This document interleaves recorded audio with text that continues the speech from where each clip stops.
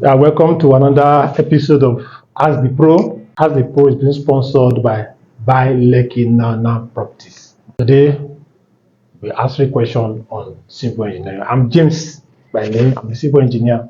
We'll be asking questions pertaining to my field. Let's go with the questions now. First question.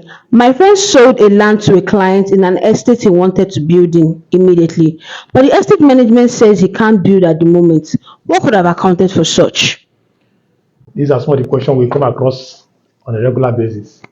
When people buy property, land, they just want to start building if they have the fund, but they don't want to go through the process before you start building.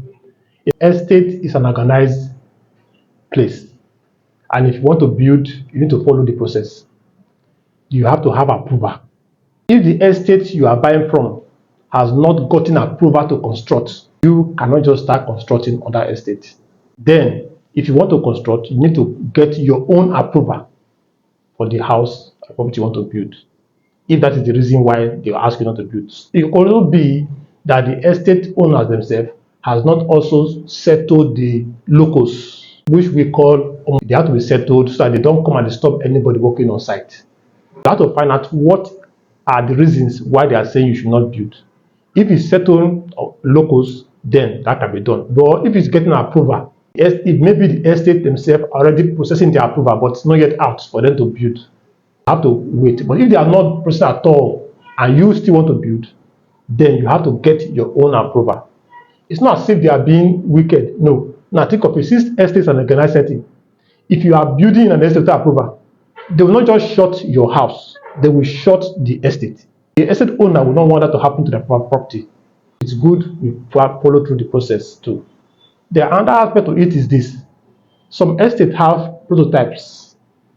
That means they have the kind of building that they want in their estate. Some sites might be bungalow, others might be a duplex. And now if you are coming to build a bungalow or 2-bedroom in the side that they say have marked for duplex, it will be difficult. It will not match what they want. It's always good that you follow the process. Once you follow the process and communicate with the estate management, with your engineer, and things will work. So it's possible to buy a land on estate and build when the processes are being followed. Looking at the high cost of housing on the island, are there other options to affordable housing? There are other options. Let me take your mind back to when some of us were growing up, the early 70s, mid 80s. In our villages, almost every family have houses, no tenants. Why? Because their buildings were made up of locally sourced materials. They don't import any material. The bricks, the sand, they are locally sourced from their locality. Some the mud, some maybe wood. And because of that, they are building, the cost of the buildings. So if we can go back to using locally sorted materials, it will cut down the cost of building and it will make it possible for the average man to have their own building. For instance, you see of recent the use of bottled water filled with sand to construct a building. Put sand inside. Sand is cheap. But most Nigerians, or most people, are not yet acclimatized with it. They feel that it is not possible, it's old fashioned, it's not the end thing.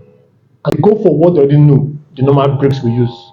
If people can be oriented to let them know that these other options is still doesn't make you a less person when you live in a house made of wood or live in a house made of mud stone rather, or live in a house made of plastic bottle with sand.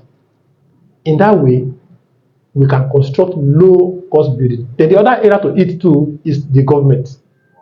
For instance, the cost of getting an approval for a building now is very expensive. The cost of also getting approval for other taxation is expensive. At the end of the day, who pays those costs? The one buying the building. If government can give low costs on getting approval and other taxes, it will also reduce the cost of this building project that we handle. So, two areas to it: using locally sourced materials, then having low taxation on our building project.